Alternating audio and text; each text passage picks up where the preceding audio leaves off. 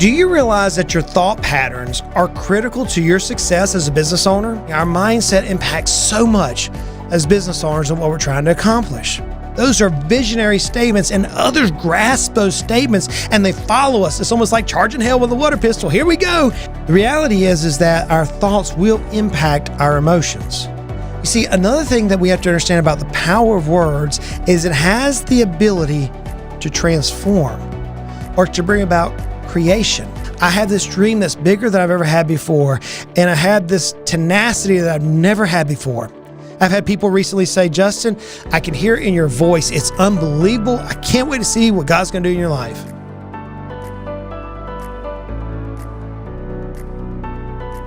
Do you realize that your thought patterns are critical to your success as a business owner? How are you speaking to yourself? Is it with a voice of positivity or negativity, one of fear or one of faith? Today, we're going to dive into 5 ways our mindset is so important to our future success. And toward the end of the episode, I'm going to recite for you my current mantra. Some of you have asked, hey, Justin, what is your mantra that you keep speaking about? I'm going to recite that for you. But first, let me ask you a question. As a child, did you ever say this statement?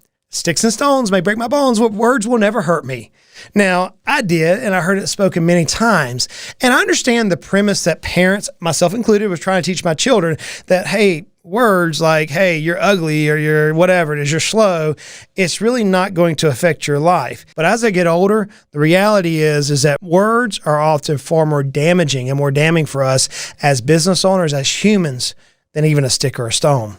You know, Solomon wrote, death and life are in the power of the tongue. The words we speak to others and ourselves literally have the ability to speak life, encourage somebody's days, perhaps change your life forever, or cause them to go into a devastating path. James wrote, look, man, the tongue is so little. It's a little member of the body. My tongue is so much smaller than my leg is. And it boasts a lot of great things, but be careful because it can cause a great fire. Years ago, my brother and I were elk hunting in the Rocky Mountains of Idaho, and lightning has struck the forest, and we're having literally to dodge a forest fire all from a spark. And that's oftentimes what our tongue or our words can do for others. My mom used to say it this way. She would say, son, your word is like toothpaste. Once you squeeze it out the tube, you're not going to get it back in there. Boy, that's the truth, isn't it? You know, maybe you're reminiscing at this point of painful words that you've heard in your own life. Maybe it was those words that held you back from moving forward in your own business. For me, oftentimes I reminisce of the things I've said, personally, that I've said that could harm others. And I deeply regret those. And I try my best whenever they come to my mind to amend that. But the reality is words are painful, and words can cause damage, or they can speak life. But the words that you and I say to ourselves carry far more consequences than words others speak into our lives. According to the National Science Foundation, 80% of our thoughts are negative. That's mesmerizing to me. 80% of our thoughts are negative. Doubt, anxious, fearful. What's even more concerning is, according to the National Science Foundation, is 95% of our thoughts are stuck on repeat. Have you ever tried to go to bed at night and you thought about something in the middle of the day and your mind just churns all night long? You wake up the next day, it's like, man, I didn't sleep very good because you were thinking about that one thing. Or maybe someone's done this before. Hey, don't think about a purple cow. And now you're thinking about a purple cow. Or heaven forbid, someone rickrolls you on social media. Yes, I had that happen to me recently and I was like, oh, brother, come on, seriously? Please don't do that. By the way, you can follow me on any of the social media channels. But someone recently rickrolled me. I was like, brother, seriously? And I was frustrating. And the reality is that when we speak to ourselves, it does impact our future success. The words that we sow in the garden of our mind will reap an outcome. It will reap something, and many times it harms us, and it doesn't allow us to reach our full potential. Now, in the past episodes, I've said success is me achieving everything that God has designed me for. That's what my version of success is. You may have your own version, and I would love to hear that. Please let me know what it is. Tag me in on Twitter or on Facebook or on YouTube to some of these videos. I'd love to hear your version of success. As we look at the things that can impact our success, the first thing I want you to do is I want you to realize that your thoughts shape your actions. That's right. As a business owner, we have this critical role of shaping the actions of ourselves and perhaps our team to an ultimate victory, to the ultimate vision, to the ultimate success. I always point over here because that's what my brain thinks. It's like, man, I'm charging this direction. That's where I'm going. And my thoughts actually shape my actions to achieve my future success. How? Well, it impacts my attitude. If I have a positive mindset through my thoughts, through positive thinking, then I can come to a solution and find a solution through good problem solving. I can be resilient in the face of headwinds. I can be willing to tackle the hard things that I know I need to do to reach my destination. Now, on the opposite side, if I'm negative in my thought, if I don't bring the positive mindset, then I'm going to lean into procrastination. I'm going to doubt my abilities to charge that mountain that I want to charge, or I'm going to be reluctant to innovate the solutions I need to reach my future success.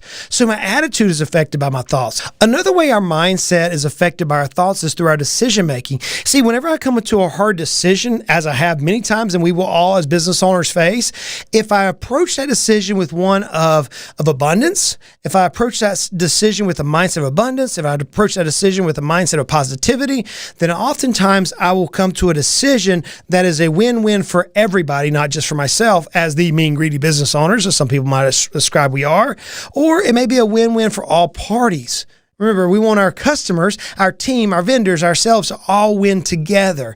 Now, on the opposite side, if I have this idea of negativity, or if I reach a problem in this scarcity mindset, then I have a tendency, and candidly, many of us have a tendency to say, how is this going to affect me? Before I ever think about how is this going to affect the customer, how is this going to affect my team, how is this going to affect my vendors? So as we lean into the mindset, it actually impacts our decisions. It also impacts our goal setting and prioritization abilities. I've been recently challenging myself to think bigger. Ed Milet made this statement recently on a podcast. He says, some of you are not going to achieve your goals because you don't think big enough. And in that moment, I literally pulled off the side of the road. I was driving to Georgia and I said, Lord, help me think as big as possible. I literally said that in that moment. Man, I want to think big. I came back to my team and I said, I'm going to think bigger than I've ever thought before. And they're like a cow looking at a new gate. I mean, their eyes were huge. In the past, many times I would begin walking my dreams back. This idea that, man, could I make in a month what I made in a year? That's a big, audacious goal, as Jim Collins used to say. That's a big, hairy, audacious goal. Could I do that? Or could I get paid 7 figures for working on one solution? Could I literally speak before Congress? Big ideas. You see, and as I talk to myself, those ideas begin walking back. Well, no, Justin, you're born and raised in the South, man. You born and raised on a dirt road. Who you fooling? You're never going to go before Congress and talk about the impact of legislation on small business owners. See, as I think to myself, my goal setting, my planning changes. I was recently watching a movie. I think for me, it's probably the most pro-American movie I've seen recently. Top Gun #2, Maverick. Tom Cruise, I think, did a phenomenal job in that particular movie. And I was watching this particular sequence of events. And for me personally, it was the climax of the movie. Everything that happened after that was kind of cool, but this one thing, literally in that moment, I went, there it is. It's whenever the team as a whole, the commander and all the players didn't think it was possible. They didn't think the mission was possible. Yet Tom Cruise knew within himself, or in this case, Maverick, knew within himself the mission was possible. And what did he do? You see him in the conference room, and there's the thing behind the scenes, and you see a blip on the radar, and he says, hey, is the range open? I don't remember the exact words, but is the range open? Yes, it's open, but I don't have you down. And he says, I'm going to set this mission for this time limit. And someone utters, that's impossible. There's no way. And he gives this unbelievable time limit. And then all of his years of training, all of his mindset, everything that he had came into play. For me, that was powerful. Then what did he do after he dropped the bomb? If you've never seen the movie, it's powerful. It's a great movie. I hope I don't ruin it for you. But as he dropped the bomb, he's climbing out this crazy ascent, which is facing all sorts of G's on his body. And he's focused on one thing, and that was, did his bomb hit the target? Did his bomb hit the target? And he's about to black out, and you can see the camera videography skills are so good. It gets narrower and narrower and narrower, and you can almost tell he's blacking out, and then boom, it hits the target. The people in the room cheer, and you see a couple of facial expressions simultaneously. And I want to capture this at some point for business purposes, but you see people who are like, oh man, I can't believe he did that, and I got to deal with him. You hear others like, dude, that guy's a rock star. You then saw others say, yes, it can be done. If he can do it, I can do it. You see, it was all because of mindset, and mindset at that particular point that Maverick, in that case, was able to accomplish that mission. Now, I realize that's a movie, but if you get the gist of what I'm saying, our mindset impacts so much as business owners of what we're trying to accomplish. Not only does our thoughts influence our mindset, but do you realize that your thoughts influence your faith? Whenever I'm speaking about faith today, I'm not talking about faith in God. I'm talking about faith in your mission. You see, if you don't think you can accomplish something, you won't think it. I often say, if you think you can, you think you can't, you're right. What's interesting, though, is you want to bring a spiritual aspect into this. And if you're not spiritual, whatever your aspect is, please lean into this a little bit. It's an interesting thing in Romans 12:2, it says, don't be conformed to this world, be transformed by the renewing of your mind. See, we have the ability to renew our mind. We, as mortals, can change our mindset. As Paul say that, he says that you may be able to test and approve what God's will is for your life. It's good, it's pleasing, and it's perfect will. So if I believe that I'm going to accomplish this, that I can renew my mind to have this, whatever this is for you, outcome. We have the ability through our faith to bring visions or bring dreams into reality. Another favorite scripture I like is being confident. I can be confident in this very thing, that mission which I begin on will come to pass. Philippians 1:6 talks about that. So if we realize that our thoughts, as we think, it impacts our faith. And friends, without faith in many things, whether that be in faith in the supernatural, whether that be faith in yourself, whether that be faith in your team, without faith, it's impossible to accomplish the vision that you have for your life, the success that you desire. Without faith, you're not going to accomplish it. So we literally have the ability to renew our mind, to change over the negative thoughts and the positive thoughts. We have the ability to just refresh, almost like washing a dirty piece of laundry in our minds. So we got to realize that our thoughts impact our faith. If we understand that, then we need to internalize, number 3, the power of our words. The power of our words. I mentioned that death and life is in the power of our tongue. That is true, but our words can paint so much for us. Do you realize that in order for you to reach an outcome, that you first have to think it, and ultimately you manifest your thoughts? So there's a few ways that we can manifest. We can bring our thoughts into power. It's all through the words. Now, friends, again, we're talking about the way we think. Before you can speak it out of your mouth, you have to first think it, right? Scripture says, as you think in your heart or your mind, so you are. Out of the heart, out of the mind, the word speaks, okay? So there's a few ways that you can speak to yourself. One is through positive affirmations. You can say, I'm capable of overcoming this challenge. Whatever this challenge is, I am capable of reaching this destination. I am capable of making $200,000 a month. I am capable of impacting tens of millions of people. I am capable of that. That's a positive affirmation. You may say it this way, my team is highly skilled and motivated. That is giving affirmation to your team, speaking life into your team, but it's also giving confidence to perhaps whom you're speaking to, whether it be a customer or another team member. So you can speak positive affirmations as long as you're planting those seeds in your mind. Maybe you do things like visionary statements. Hey, we're going to reach this destination. We will win. We're going to revolutionize our industry with innovation. Those are visionary statements, and others grasp those statements and they follow us. It's almost like charging hell with a water pistol. Here we go. And our team rallies behind us. Another thing we can speak to ourselves is encouragement. But not only about us, you may speak to yourself about encouraging feedback for others. And it may come out of your mind or your heart in this way. Man, I see great potential for you in your ideas. Your dedication to quality is commendable. Unbelievable, man. Way to go. Fist bump. That's an encouraging feedback that you've spoken to yourself that's going to, at the proper time, going to come out of your mouth and encourage somebody. So there's ways through manifestation. The power of our words will manifest and bring about change. Another one is going to impact our emotions, my emotions. Interesting thing that I remember years ago is my mom used to say, son, don't let filthy communication or unwholesome communication come out of your mouth. Only to say things that build up others. Again, we've all heard and we've done. We're all guilty of this. We've said things to others that tore them down. Sometimes intentionally, sometimes not intentionally or not with the consequences that it did. The reality is that our thoughts will impact our emotions. Have you ever been around somebody who gives a motivational speech? Maybe you go to a conference and you hear a hoorah rah type speech and it's like, ooh, yeah, let's go. I remember in the soccer days, I would have my soccer coach talk like you would hear on a TV show. And man, we'd want to go out and we'd bust it because of a motivational speech. that encourage people. Another thing that we can impact through our emotions is empathetic communications. It's okay to empathize with people, but we think about it before we ever do it. Recently, my stepdad, my mom's second husband, who was a good man, passed away. He lost a battle to cancer. And I heard so many people say empathetic things who had gone through that exact thing before, and it helped me. Now, before they could speak to me, they spoke to themselves. Before they even saw me, they knew they were going to listen, and they came alongside as friends and as people that I care deeply for, and they knew how they were going to speak life into myself. But before they could do that for me, they had to first speak it to themselves. How about this one? Emotions. You can celebrate success. When's the last time one of your team members had an unbelievable success? We just had one recently, and we're fist bumping. It was like, dude, that's awesome, man. I'm so happy for you. What an unbelievable success. But before I could speak it, I had to internalize it in my mind.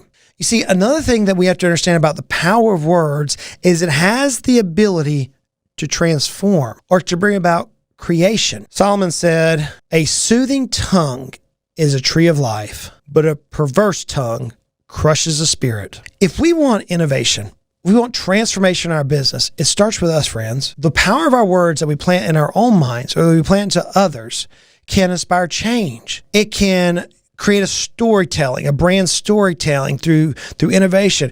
It can bring about leadership messaging when times are tough. Think about back in COVID, when times are tough and you're trying everything you can to hold your team together. The way in which you spoke can bring about that particular message. Words, friends, have power. So if we understand that words have power, the fourth thing I want you to understand is this. You can overcome your negative thoughts. I can overcome my negative thoughts. In the garden of my mind, and I like gardening because I'm a horticulturalist, but in the garden of my mind, I can sow seeds that yield the results that I desire, which are positive, affirming. I can have powerful seeds. I can be a visionary. I can set up confirmations, all because of my mind. So many times we, myself included, if the study is true, we have negativity flowing through our minds. So how do we overcome the negative thoughts? First thing we have to do is shut off the negative thoughts going in our mind. That means, yes, we might have to turn off TV. We might have to turn off the news. Heaven forbid. It's interesting. I decided this year I wasn't going to listen to the news. I haven't turned on the news one time this year. And you know what? The world's still turning. It's okay. I'm okay with it. So you may have to turn off a negative input. You may have to walk away with some friends who are negative. You may have to put down that book. You may have to turn off social media. You need to change the input of negativity. I recently had somebody who was negative in my life. They did attacks to me. They were condescending to me. And I made a point purposely not to contact that person. Now, they reach out to me and I'm very cordial, but I'm trying to distance myself and protect my mind from these seeds of negativity because I realize once it gets in there, my mind is going to repeat it and I may internalize their negativity. And I don't want that. I've got a big vision that I want to accomplish. So I've got to cut out the negativity, the inputs into my mind. The next thing I have to realize is that out of my heart, out of my mind, I'm going to speak. Before I utter a word, listen to me, friends, and it's a hard one for me to swallow. With all my pride, it's a hard one for me to swallow. Before I ever utter a word, I meant to say it. Well, I didn't mean to say that. No, we did. Because we thought about it over and over and over again before we ever uttered the words. And so as I'm hearing myself and I realize that out of my mouth comes death and life, if I hear myself, it's literally in that moment, hey, Lord, take this away from me. Protect my mind. It's a spiritual thing for me in that I believe that we can renew our mind. Now, what that's going to require me to do is to think differently. Paul said, whatever things are true, whatever things are honest, whatever things are just, pure, lovely, and a good report, if there be any virtue or any praise, that's what I should think on. So now when I wake up and I'm going through my morning ritual, I want to protect my mind today, purge it from the negativity, purge it from my own internal negativity, and help me think on truth, honesty, just, or things which are right, pure. I don't need perversions in my mind. Lovely, a good report. If there's any virtue or any praise, think on these things. That's easy to say. If I'm being completely authentic, that's easy to say. As I began this journey in my mind this year, I have had more relapses than I care to think. It has been very difficult for me to purge my mind from negativity, to purge my mind and protect it. So I'm thinking only things which are virtuous and worthy of praise. That is hard. So what am I doing? I'm cultivating in my life, number 5, a positive daily mindset. Many people do it differently. For example, you may say, I have a daily charge. I got to tell you, there's a guy that I like following on Twitter and various social media channels, and he's speaking to me. You may say, seriously? Deion Sanders. Every single day, he posts a daily positive thought, and he's been doing it for a long time. Now, when you read those, you understand his background and everything he's done. And has he been a perfect man? No, he's not. But his daily positive thoughts, what he said recently on a podcast episode I heard him interviewed on was, I am setting my mind to think on truth, to think on virtue, to think on praise for this day with that daily thought. Others may say it's meditation. I want to read something and I want to think about it. There's all sorts of morning rituals that you may have.